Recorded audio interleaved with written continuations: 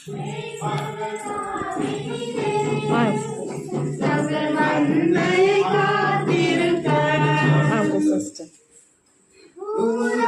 வானத்திலே தொந்தி தேவனை துதித்தனரே.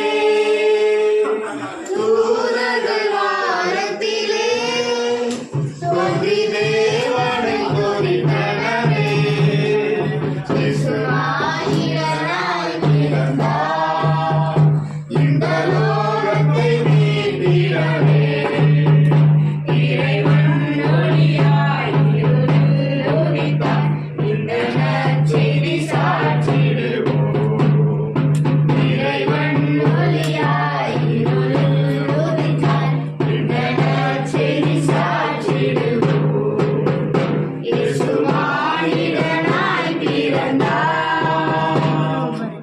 ஒரு வேத வசனத்தை வாசிப்போம். அவள் ஒரு குமாரனை பெறுவாள், அவருக்கு இயேசு என்று பெயரிடுவாயாக.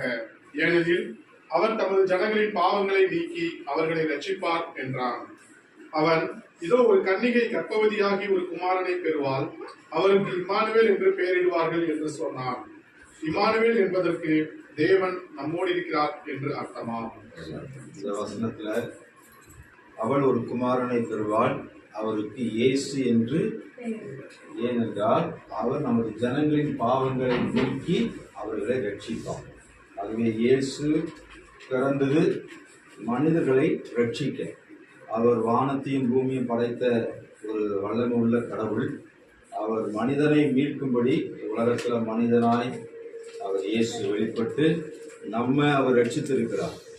நாம பெற்றுக்கொண்ட இந்த ரட்சிப்பு நம் மூலமாக இந்த நாட்களில் இந்த ரட்சிக்கப்படாத மக்களுக்கு என்ன செய்யணும், போய் சேரணும். ஆகவே இந்த டிசம்பர் இந்த மாதத்தில் இயேசு நம்மை மீட்டது போல அநேகரை மீட்க உங்களை என்ன அவர் ஒரு கருவியாக பயன்படுத்த நம்ம தேவ சமூகத்தில் ஜெபம் பண்ணுவோம்.